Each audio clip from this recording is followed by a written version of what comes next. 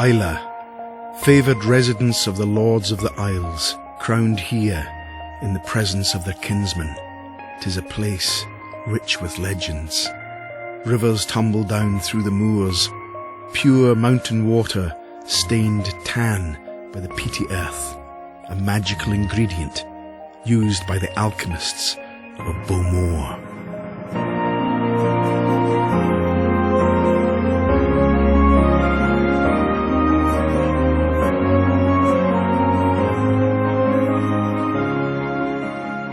You couldn't get anything better than this. It's just beautiful. A nice place to be, safe place for your children to be. No? When you've lived here all your life, you appreciate the island. Back doors are never locked and your front doors are never locked. The distilleries do make it unique. You know, to my way of thinking from the other islands, it's not just sort of fills and stuff, wee crofts and stuff like that. The whiskey's the thing that makes, it's the magic for me is the whiskey.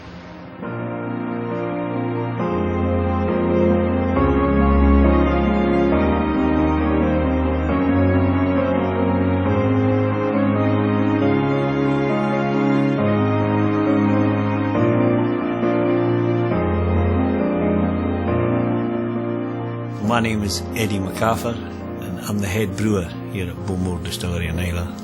I'm responsible for the day-to-day running of the distillery. When I come in the morning, the first thing I'll do is go into the malt barn and we'll check through the malt floors to make sure that the barley's germinating the way we want it to be and that the floors are being attended to. I'll move on down through into the mash house, check it, everything's okay, check the mashing's being done right. And the original gravities are fine, because if we do have a problem with that, we would have to check our grinder to make sure that we're getting a consistent grind for our grist. Move on in through, check fermentation is going along nicely, into the still house, and check with the stillman that everything's running correctly in there and there's no problems there.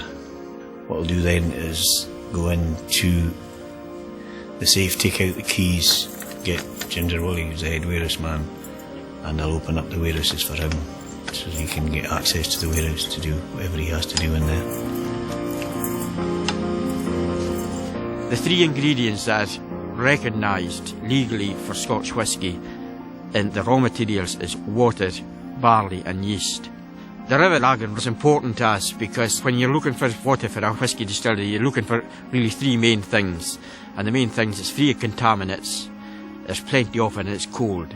But at Bowmore we're looking for something extra because what we've got in Bowmore, which is different from other distilleries, is we've got our own malt barns. So we need this water for steeping our malt.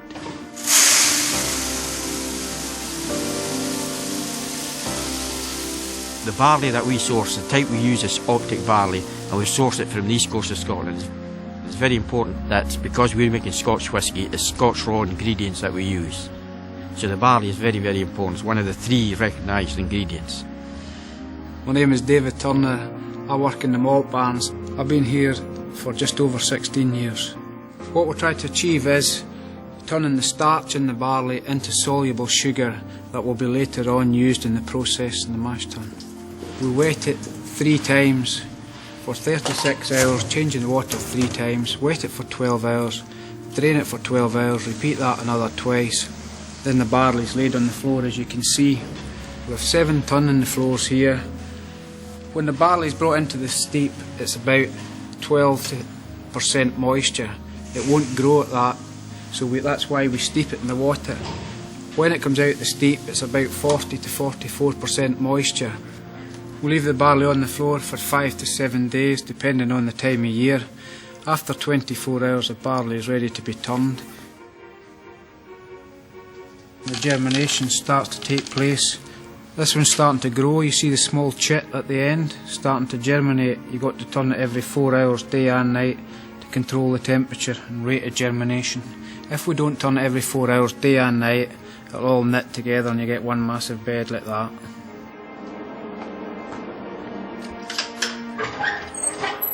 We burn our peats for 18 hours in Bowmore to get the flavour we want, and then it's dried. It's in the kiln altogether for 60 hours.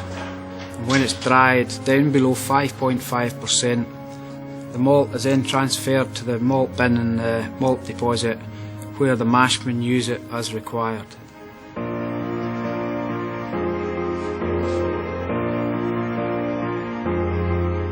When we've malted the barley, what we have to do with what is now malt, we have to grind it down into what we call grist. So we pass the malt through a grinder, it goes through rollers, and it's crushed down into the grist. And that is the grist. The grist is what we pass through into the mash tun and mix it with the hot water. That's what the mash consists of. I'm Lewis Boyd, I'm the marshman. This is the mash house. The malt comes through from the malt deposit, through the mill, gets ground in the mill, comes through here into this grist bin here, where it goes in here, knitted with the hot water. It turns into wort and gets pumped up into the wash baths. And after half an hour we add yeast, and then after 3 hours we put the second water on, and then 2 hours after that the wash back's in, and that's the mashing process finished.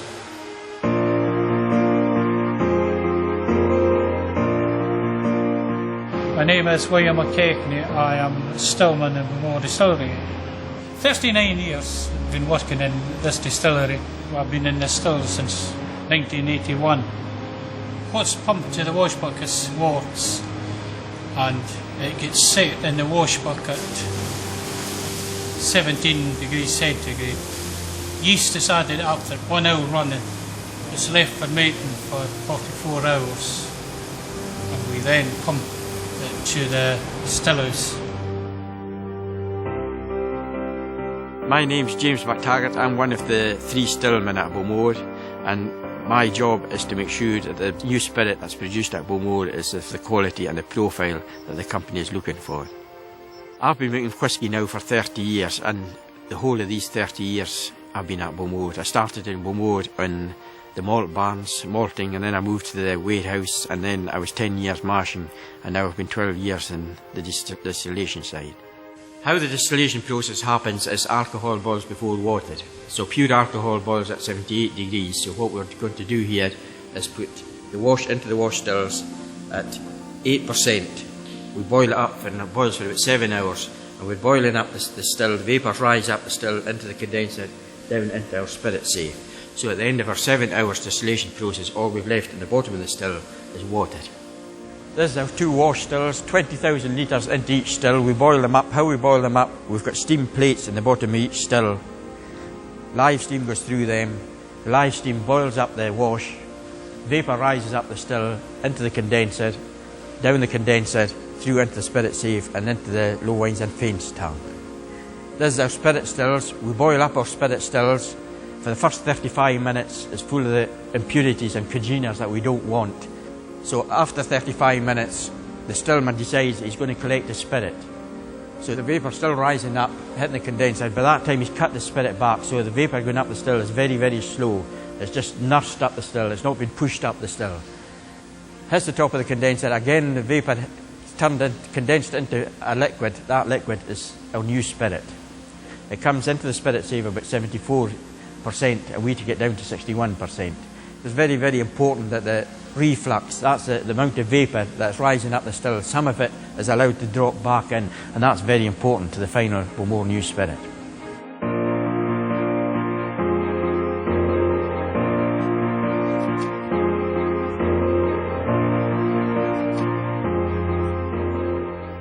My name's Ginger Wally, and I'm the head warehouse keeper here at Bowmore Distillery, and I look after all the casks. You have to have good casks to put whisky in. If you've got good wood management, and if you've got good casks and you've got good whisky going into it, you're going to get a really good whisky. You know, we get nice sherry casks from Spain and all these places, and after 5 years we can see the benefit of it, because there's lovely colour in the casks and such things, you know. You need a good cask to put good whisky in, you know, because at the end of the day the benefit is in 10 to 15 years time you're really going to have a tremendous whisky coming out of these casks.